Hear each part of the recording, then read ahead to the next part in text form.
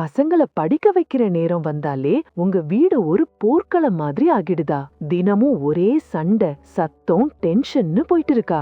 ஆனா ஒரு உண்மையை சொல்லட்டா, இந்த படிப்பு நேரங்கிறது ஒரு யுத்தமா இருக்கணும்னு அவசியமே இல்ல. குழந்தைகளை அடிக்காம திட்டாம எந்த ஒரு பிரஷரும் கொடுக்காம படிப்பை அவங்களே ஆசைப்பட்டு ஜாலியா படிக்க வைக்கிறதுக்கு இதோ 10 சிம்பிளான ஆனா சூப்பரான வழிகள். முதல்ல இந்த மனப்பாடம் பண்ற வேலையையே விட்டுடுங்க.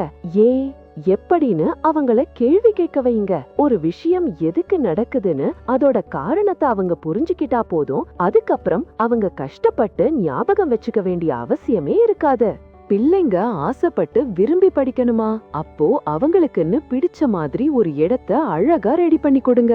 அந்த இடம் சுத்தமா, நல்ல கலர்ஃபுல்லா, நிம்மதியா இருந்தாலே போதும். அவங்களோட மூடும் படிப்பில் கவனமும் தானா மாறிடும். அவங்க படிப்பையே ஒரு ஜாலியான விளையாட்டா மாத்திடுங்க. சின்ன சின்ன விஷயத்துக்கு பாயிண்ட்ஸ், ஸ்டார்ஸ், பேட்ஜ்னு கொடுத்து பாருங்க. படிப்பு ஒரு விளையாட்டுன்னு அவங்களுக்கு எப்போ ஜாலியா புரியுதோ அப்போ அடுத்த லெவல் என்னன்னு அவங்களே நம்மள தேடி வருவாங்க. நாம சொல்லித்தர பாடத்தை பசங்களுக்கு ரொம்ப பிடிச்ச கார்ட்டூன், சினிமா இதோடலாம் சம்பந்தப்படுத்தி சொல்லுங்க. அவங்க ஜாலியா ரசிச்சு பாக்குற ஒரு விஷயத்தோட படிப்பையும் சேர்க்கும் போது கத்துக்கிறதே அவங்களுக்கு ஒரு சுவாரஸ்யமான அனுபவமா மாறிடும். ஸ்கிரீன் டைமை இனி ஸ்மார்ட் டைமா மாத்தலாம். பாதுகாப்பான நல்ல விஷயங்களை சொல்லித்தர ஆப்ஸ் பயன்படுத்தினா போதும். அதுல வர்ற வீடியோக்கள், புதிர்கள், அப்புறம் அவங்களே விளையாடுற மாதிரி இருக்கிற ஆக்டிவிட்டிஸ் மூலமா பசங்க விளையாடிக்கிட்டே ரொம்ப சுலபமா கத்துக்குவாங்க. வாரத்துக்கு ஒரு தடவையாவது குழந்தைங்களோட சேர்ந்து ஏதாவது ஒரு புது விஷயத்த செஞ்சு பாருங்க. அது பக்கத்து ஸ்டேட் சமையலா இருக்கலாம், பழைய அட்டைப்பெட்டிய வச்சு ஒரு வீடு கட்டுறதா இருக்கலாம், இல்லனா ஒரு சின்ன அறிவியல் சோதனையா கூட இருக்கலாம். ஏன்னா குழந்தைங்க 100 விஷயத்த காதால கேக்குறத விட ஒரு விஷயத்த கையால செஞ்சு பார்க்கும் போதுதான் சுலபமா கத்துப்பாங்க. அது மனசுல ஆழமா பதியும்.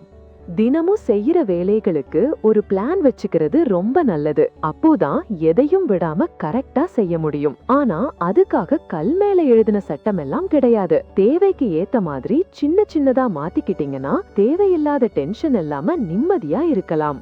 அவங்களோட அந்த ஆர்வத்தை நாம மதிக்கணும். அவங்க கேக்குற கேள்வி எவ்வளவு மொக்கையா இருந்தாலும் சரி, இல்ல சின்ன புள்ளத்தனமா தெரிஞ்சாலும் சரி, அத ஊக்கப்படுத்துங்க. நல்லா ஞாபகம் வச்சுக்கோங்க, அவங்க கேக்குற ஒவ்வொரு ஏன்ன்ற கேள்வியும் கத்துக்கிறதுக்கான ஒரு புது வாசலை திறந்து விடுது. வாரத்துக்கு ஒரு தடவையாவது பசங்களை அவங்க ஃப்ரெண்ட்ஸோட சேர்ந்து படிக்க விடுங்க. அப்படி ஒன்னா உட்கார்ந்து படிக்கும் போது அவங்களுக்குள்ள ஒரு தைரியம் வரும். படிப்பும் ஒரு ஜாலியான விஷயமா தெரியும். ஒருத்தருக்கு ஒருத்தர் சொல்லி கொடுக்கும் போது புரியாத பாடம் கூட பளிச்சுன்னு மனசுல பதியும். அவங்க பண்ற சின்ன சின்ன விஷயங்களை கூட பாராட்டுங்க. கஷ்டமான ஒரு பாடத்தை படிச்சு முடிச்சதா இருக்கலாம். போன தடவை வாங்கின மார்க்கை விட இந்த தடவை கொஞ்சம் நல்லா பண்ணி இருக்கலாம்.